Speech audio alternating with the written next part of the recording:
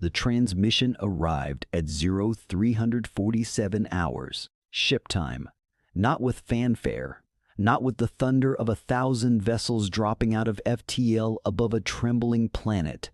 It arrived as a single line of text on diplomatic attaché vessel Rhine premise, printed on a physical sheet of paper because the humans had requested paper and handed to Fleet Admiral Voss Arindal by a junior aide who couldn't quite meet his eyes. Arindal read the line once. Then he read it again. Then he set the paper on his desk very carefully, as though it might detonate. It said, "We'll think about it." 17 days earlier, the Galactic Sovereignty Compact had issued Earth its unconditional surrender, demand a document 43 pages long, witnessed by 6 member civilizations, ratified under the Arindal Mandate, and delivered with the full weight of an empire that had never once, in 300 years of expansion, been refused. The compact controlled 61 star systems. It fielded warships that could sterilize a continent in 11 minutes. Its oldest member civilization had been spacefaring when humanity was still arguing about which metal made better swords. Earth had 37 hours to respond. The response came in 17 days. 3 words: "We'll think about it." Arindal had been in diplomacy for 40 years. He had watched civilizations beg. He had watched them rage. He had watched them negotiate desperately, sacrifice their pride piece by piece, surrender their sovereignty in stages so they could pretend they were choosing it. He had never seen this. "They understand," he said slowly to his aide, "that the deadline passed 16 days ago? Yes, Admiral, and they understand that under Mandate Article 7, non-response constitutes an act of war? They acknowledge that understanding in a footnote, sir. Footnote 3. Arindal looked at the paper again. There was a footnote. It said, "We noticed." What Arindal didn't know what, none of them knew yet, because they had not yet learned how to read humanity the way you read a civilization, rather than a species was, that those 17 days had not been indecision. They had been preparation, but the wrong kind. Not the preparation you'd expect. Not weapons stockpiles or fleet mobilization or the desperate scramble of a small power trying to punch above its weight. Something had happened on Earth during those 17 days that the Compact's intelligence apparatus had completely failed to document because their sensor arrays were calibrated for military movement, and what was happening wasn't military. It was quieter than that, and the Compact was already misreading it. Arindal filed his incident report. He described the humans as psychologically unstable, likely in denial. His psychological profiling team agreed. Their models, built on 300 years of first contact data, refined across dozens of species, predicted that civilizations in denial eventually collapsed into one of 2 behaviors: capitulation or suicidal resistance. Both were manageable. Both were expected. What the models did not have a category for was what humanity actually did next. Lieutenant Commander Yara Osei had not slept in 41 hours by the time she arrived at the Global Coordination Chamber in Geneva, not because she was anxious, not because she was afraid, because the work didn't care about her sleep schedule, and the work came first a fact she had absorbed so deeply into her nervous system that it had stopped feeling like discipline and started feeling like gravity. She was 34 years old. She had grown up in Accra, joined the newly formed Unified Earth Defense Initiative at 22, and spent the last decade learning how to think about problems that had no historical precedent. She was not the most decorated officer in the chamber. She was not the most senior. She was the one who had written the footnotes. "They filed the incident report," said General Torres across the table, not looking up from his tablet. He was 61, gray-haired, radiating the particular exhaustion of a man who had been carrying an impossible weight for so long he'd forgotten what it felt like to put it down. Arindal classified us as psychologically unstable. "Good," Yara said. Torres looked up. "We need them thinking that," she said, "for at least another 90 days. The room was silent for a moment. Someone coughed. Outside the tall windows, Geneva was gray and cold and completely ordinary people walking, traffic moving, pigeons doing whatever pigeons do when the species is facing extinction, and nobody told the pigeons. "Walk me through the timeline," Torres said. Yara pulled up the map. This was the first thing the compact would never understand about what followed. It started with a map, not a map of space, a map of Earth. Specifically, a map of everything humanity had already survived. 3 weeks after the "we think about it" note, the compact made its first move. They were not unreasonable about it by their own standards. A single patrol fleet, 12 ships, established a blockade perimeter at the edge of Earth's solar system. It was meant to be a demonstration, a controlled escalation. A way of saying, your time for thinking is over. The fleet admiral in charge of the blockade, a Valari named Commodore Deechis, sent a standard escalation communique and settled in to wait. Earth sent back a response in 40 minutes. The response was, "That's fine." She relayed this to Arindadal. Arindadal relayed it to the Compact High Council. The council spent 6 hours discussing what "that's fine" meant.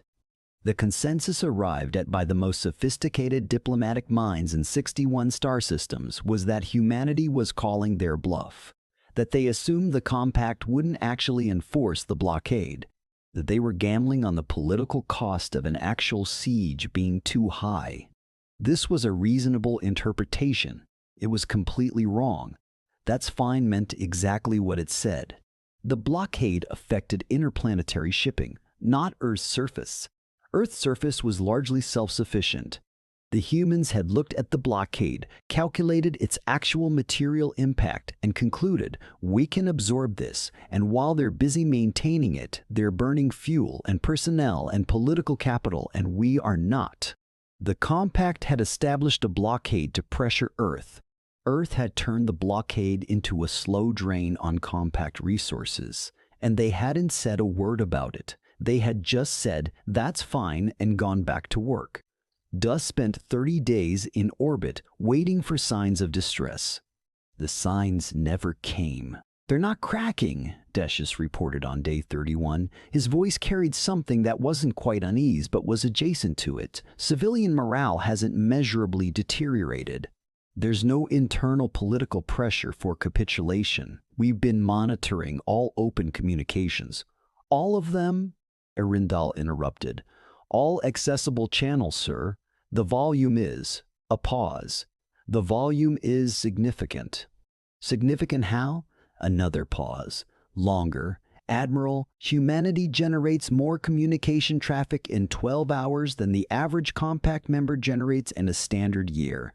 We've been trying to establish a baseline for anomalous behavior, and we don't have enough processing capacity to identify anomalies. Everything looks like noise because there's so much of it." Arindal was quiet for a moment. "Are you telling me," he said, "that we cannot monitor human communications because humans communicate too much?" "Yes, sir." That night, Arindal wrote a private note in his personal log, a habit he'd maintained for 40 years, a record of moments that didn't fit his existing understanding of the universe. The note was 3 sentences long. "They are not hiding their communications. They are drowning ours in theirs. I don't know if they planned this."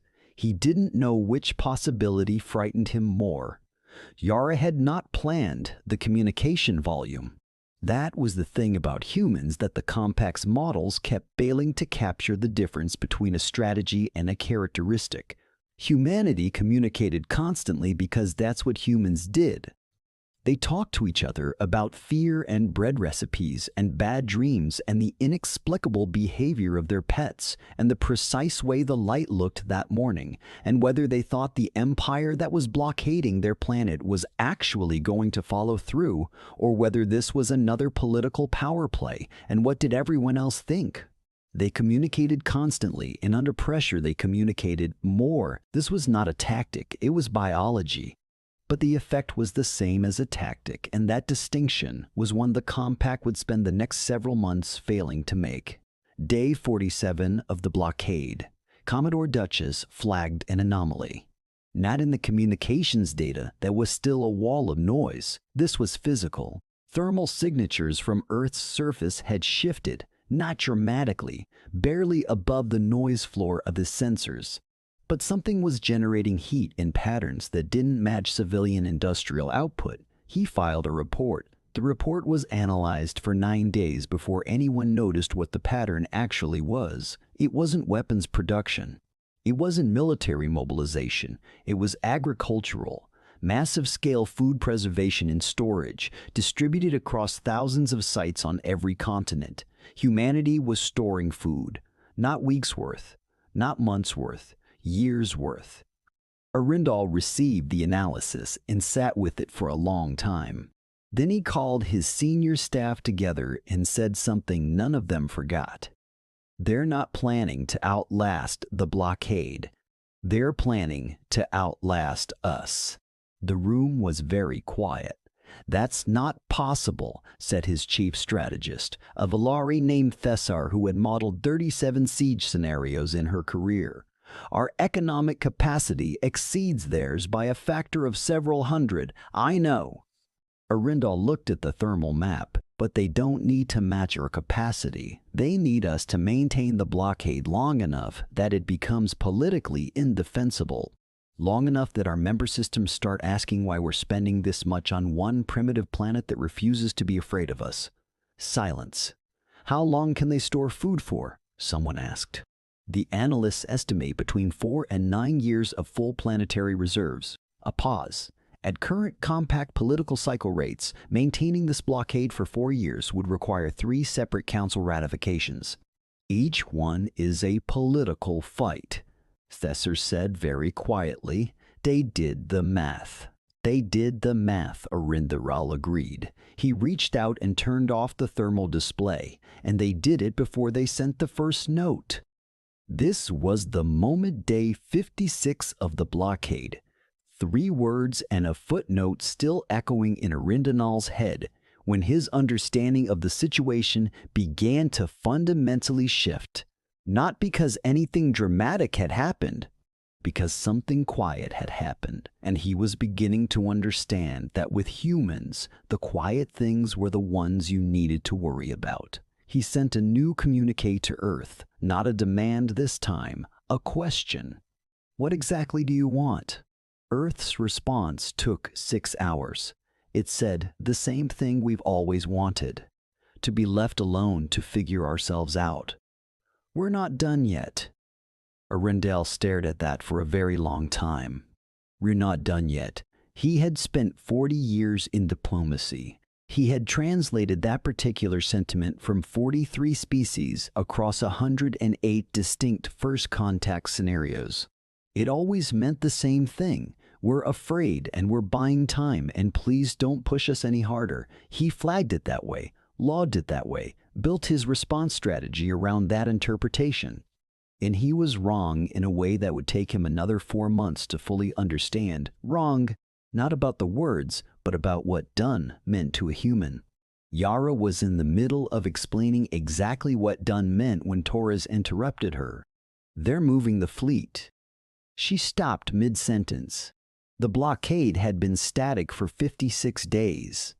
12 ships holding position, burning fuel, waiting. Now where? She asked. Closer. They've reduced the perimeter by about 40%. They're tightening. Yara sat down, not from fear, from the need to think, without the distraction of standing. They're escalating because the waiting isn't working, Torres said. Or they think it's not working, Yara said. Is there a difference? Yes. She looked at the orbital display. If they're moving because they're impatient, that's an opportunity. Impatient opponents make mistakes. If they're moving because they've understood what we're doing and they want to close off the strategy, then they're smarter than we've been giving them credit for. They've always been smart, Yara said. That's not the question. She pulled up a file on her tablet. Not a strategic document. A personnel file. A specific name. The question is whether Arindal is the kind of smart that can learn something completely outside his experience, or the kind of smart that fits everything new into what he already knows. Torres looked at the name on the file. You've been studying him. For 8 months, since before the demand. Torres was quiet for a moment. Outside, Geneva was still gray, still ordinary, still full of people living their lives at the edge of something enormous.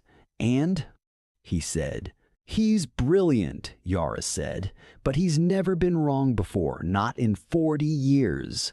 She set the tablet down. That's the most dangerous thing about him.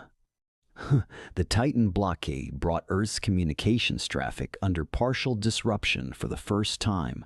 Not total blackout. The Compact wasn't willing to go that far yet for the same political cost reasons Arindile had identified weeks ago, but enough to create gaps, delays, interruptions.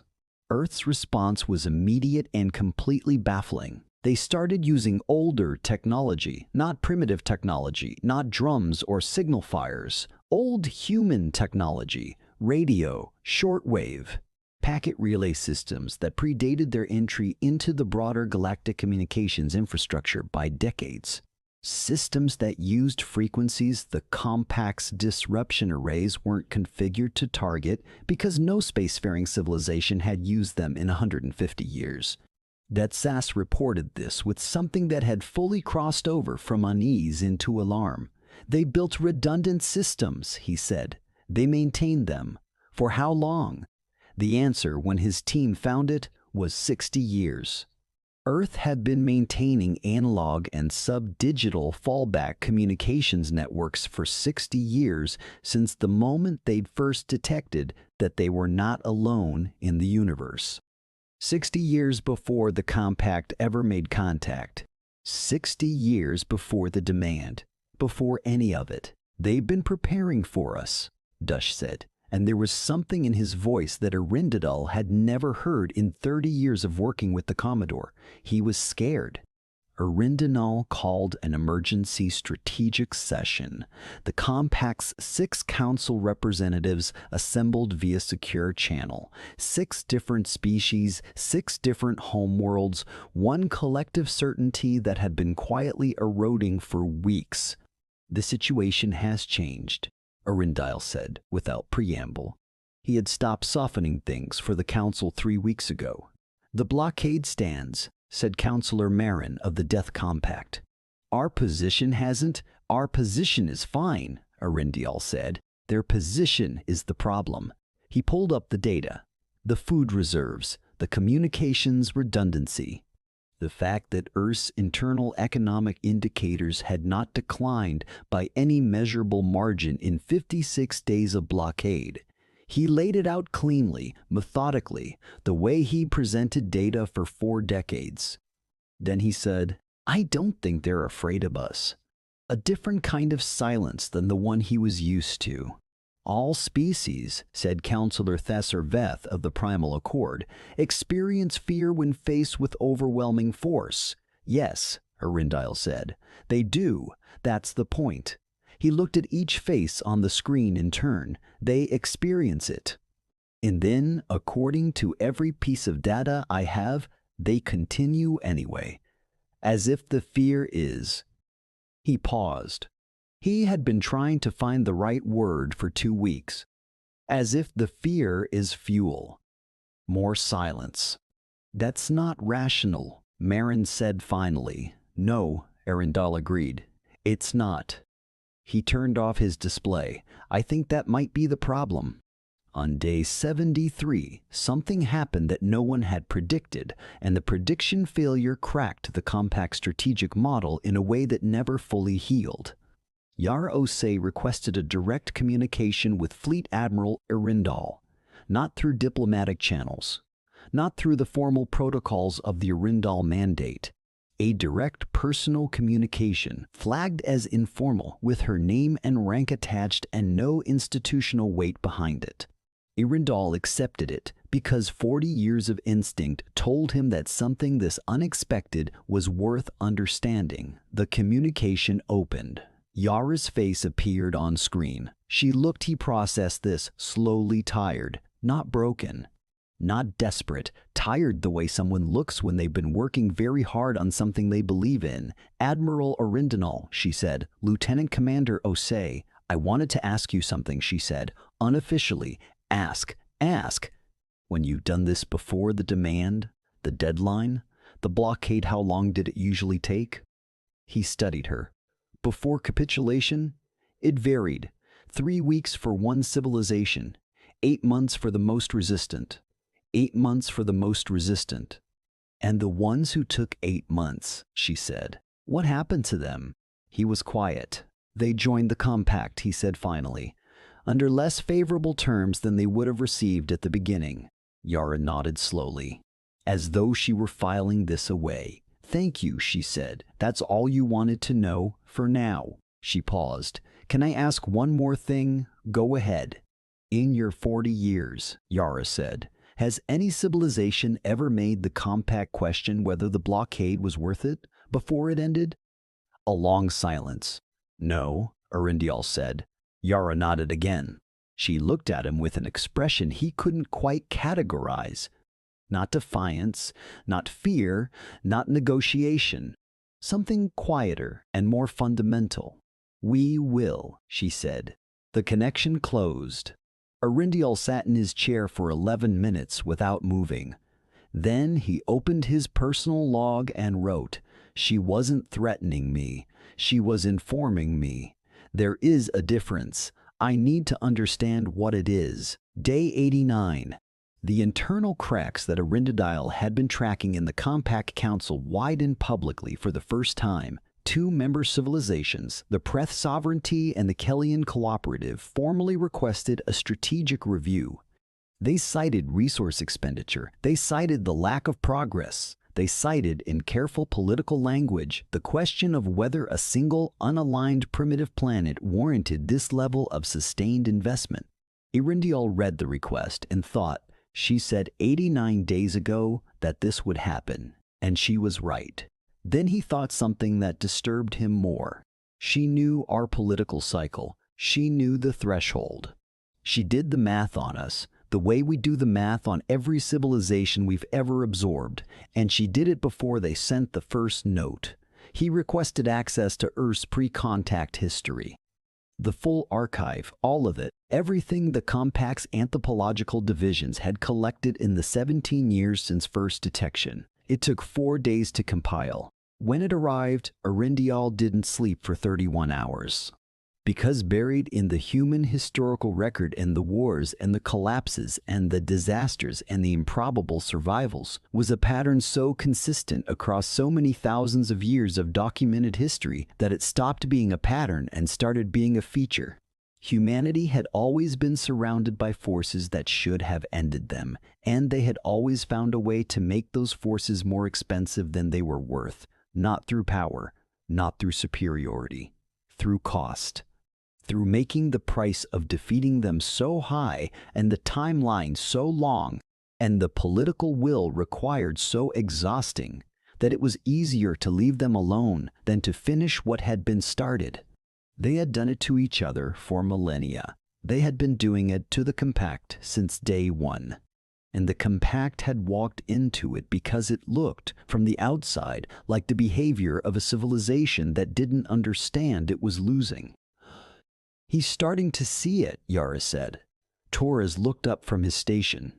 Around them, the Global Coordination Chamber hummed with activity quieter now than it had been 2 months ago.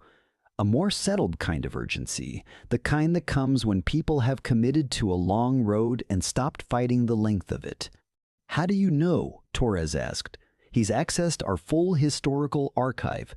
She turned her tablet around, 43 petabytes of data. "He requested it 4 days ago." Torres was quiet for a moment. "Is that bad?" "It's necessary," Yara said. "We need him to understand, not so he'll surrender. He won't, but so he'll change the question he's asking." "What question is he asking now? How do we make them comply?" Yara said. "What we need him to ask is, this worth continuing?" Torres looked at her for a long moment. He'd known Yara Osei for a decade. He had watched her do things he'd thought were impossible. He still, sometimes, caught himself surprised. "And if he asks that question and the answer is yes," he said. Yara didn't hesitate.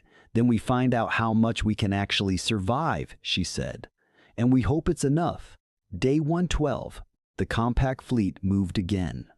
Not a tightening this time, something different. 3 ships peeled away from the blockade perimeter and moved into a closer approach, not weapons range, but close enough to make the point without making it irrevocable. A show of presence. A reminder. What happened next was the moment that would be analyzed, debated, and fundamentally misunderstood by compact strategists for the next 20 years. Earth launched a ship, a single vessel, small, unarmed, moving on a clear trajectory that any tactical system could read in seconds. It was heading for the compact fleet, not to intercept, not to threaten. It was heading directly for Arindial's command ship. Dush nearly ordered it destroyed. His targeting systems were already spun up, the solution calculated, the decision sitting at his fingertip. Arindal said, "Wait. Sir, it's a direct approach. It's one ship," Arindal said, "unarmed, broadcasting on an open frequency." He watched the vessel on his display. Small, impossibly small. "They're coming to talk, or to provoke. If they wanted to provoke us, they'd have sent a fleet." He paused. "They don't have a fleet. They know that. They sent one ship because one ship is what a message looks like." Dush stood down his weapon systems. The ship came alongside. Yara Osei came aboard. She walked into Arindal's briefing room and sat down across from him, and the first thing he noticed, the thing he logged, that night, in his personal record, was that she wasn't performing calm. She was calm, the way a mountain is calm, not because nothing is happening, but because the mountain has decided that what's happening is insufficient to change its fundamental nature. "Lieutenant Commander," he said. "Admiral." She set a small data card on the table between them. "I brought you something." He looked at it, didn't touch it. "What is it?" "Our complete strategic analysis," she said. "Everything. The food reserves plan, the communication fallback architecture, the political cycle modeling we did on the Compact Council, the timeline projections, all of it." She folded her hands on the table. "Every decision we've made since the demand arrived." Explained. Arindal stared at her. "Why?" "Because I want you to understand what you're looking at," she said, "before you make any more decisions." He reached out and picked up the data card. He didn't open it yet. "You understand," he said slowly, "that this is information we could use against you." "You could try," Yara said. "But, Admiral," and here her voice shifted just slightly into something more careful and more honest than anything he'd heard from a negotiating counterpart in 40 years, "we've already accounted for everything you could do with it.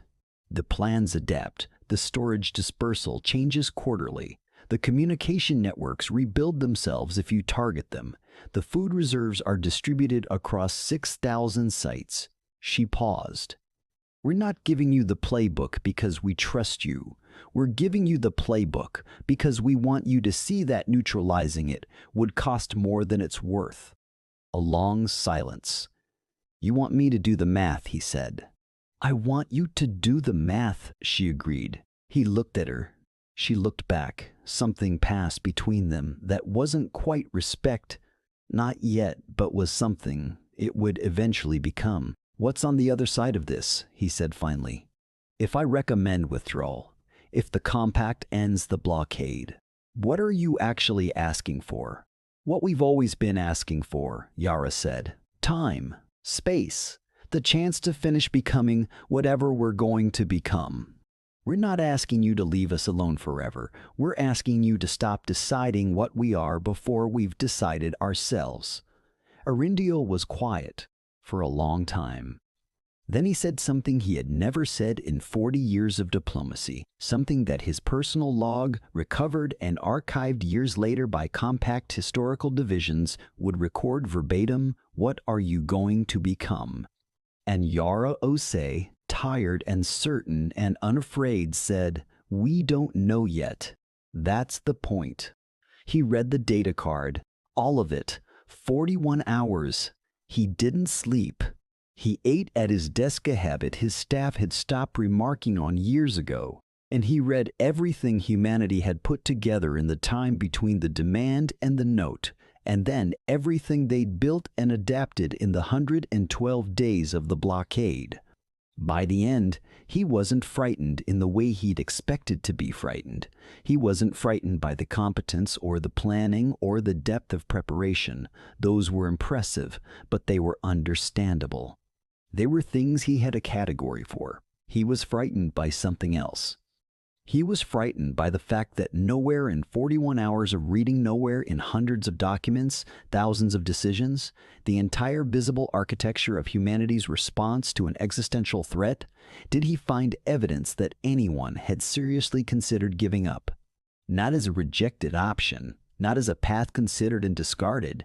It simply wasn't there. It hadn't been part of the conversation.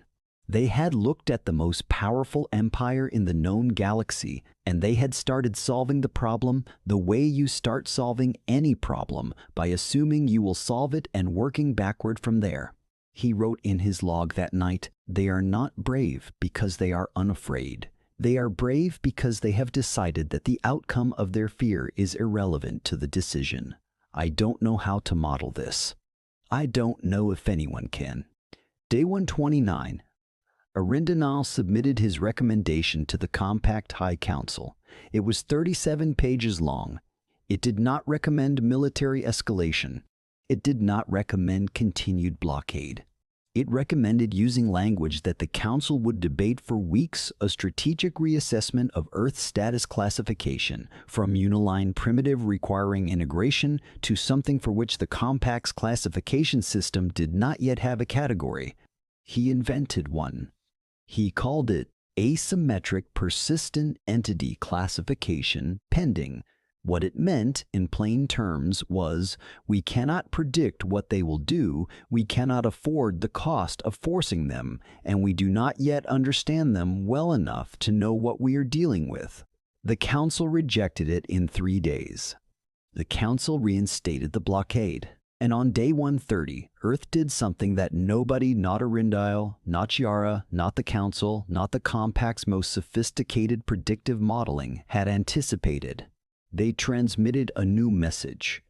Not to the fleet, not to Arindile, not to the Council. To every member civilization in the Compact simultaneously, on open frequencies, in 63 different languages, including the dominant tongue of each member species. The message was 6 minutes long. It was not a threat. It was a history lesson. Specifically, the documented history of every civilization the Compact had ever absorbed. The full record. Not the Compact's version, but the original source materials, many of which the Compact's own historians had archived, but never publicly circulated, of what those absorptions had looked like from the inside. The cost. The loss. The slow erasure of 1,000 small and irreplaceable things that no empire ever intends to destroy and none has ever managed to preserve. It was followed by a single sentence. We are asking your member civilizations to consider whether this is what they joined for. The Council's secure channel erupted. Dutz later described it as the moment he understood, viscerally and permanently, that humanity was not fighting the Compact. Humanity was fighting through the Compact, looking for the seams, looking for the places where the institution and its members were not the same thing. And when they found those seams, they put a lever in them, not a weapon, a question. Is this what you joined for? The Preth's sovereignty called for a full council review within 6 hours. The Kellian Cooperative suspended its blockade support vote within 14.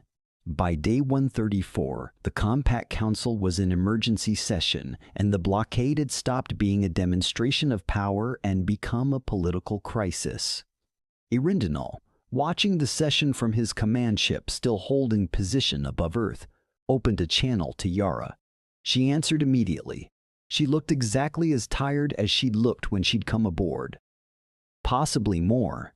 You knew, he said. We hoped, she corrected. There's a difference. How long have you been building that archive? 60 years. A pause. Since we first understood we weren't alone, we started collecting everything we could about what happened to the civilizations that were found before they were ready. We built the archive because we thought someday someone might need to see it. She looked directly at the screen.